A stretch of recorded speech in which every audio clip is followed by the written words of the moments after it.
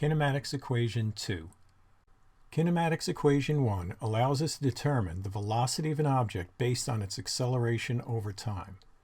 We will now derive Kinematics Equation 2, which will allow us to determine the position of an object over time based on its initial position, initial velocity, and acceleration. The derivation on the next page combines equations using algebra. It's there to show you the connection of mathematics and physics. Your ability to recreate it won't be tested. You will use Kinematics Equation 2 extensively, so it will become very familiar. We'll start with the displacement equation from the last chapter, right here. Multiply both sides by 2, so you get 2 delta x is equal to v plus v0 times t. Then, substitute the first kinematics equation in for v. Okay, so we'll have v0 plus at plus v0, all within the same parentheses. Then we add the two v0s together, and we get 2 delta x is 2v0 plus at, all within parentheses, times t. Multiply through by t to get rid of the parentheses. And we have 2 delta x is 2v0t plus at squared. Now, let's divide everybody by 2. So the left-hand side turns into delta x.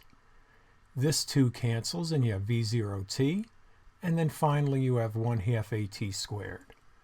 Now, what is delta x? Delta x is x minus x0. So we replace that.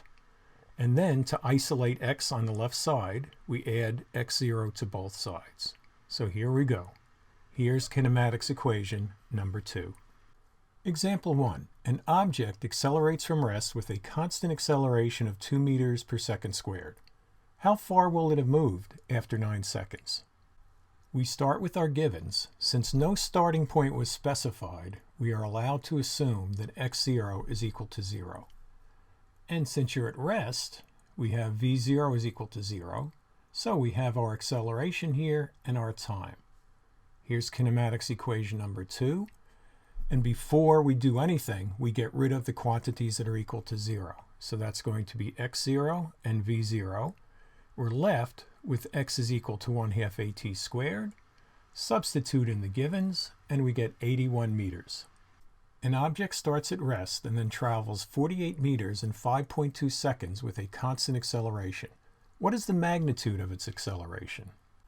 We start with our givens, and since we weren't giving a starting point, we'll go ahead and assume x0 is 0. Here we are at rest. Here's x, and here's time.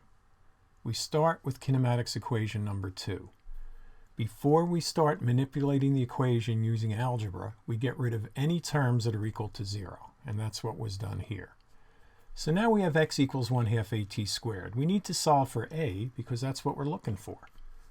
Multiply both sides by 2, divide both sides by t squared, and you have acceleration is 2x over t squared. Then, at the end, we substitute in our givens. Here's x, 48 meters. Here's t, and make sure you square it. Carry out the math, and we get 3.6 meters per second squared is the acceleration. Example 3. An object initially at rest is subject to an acceleration of 34 meters per second squared.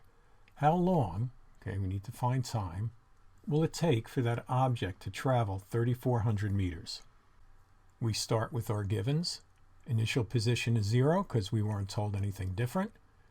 We're at rest, so initial velocity is 0. And here's the distance we're traveling, or the displacement. And here's our acceleration. We're using kinematics equation 2. First, eliminate quantities that are equal to 0 before we do any algebraic manipulation. So that clears out x0 and v0. And then we have this. But we need to solve for t.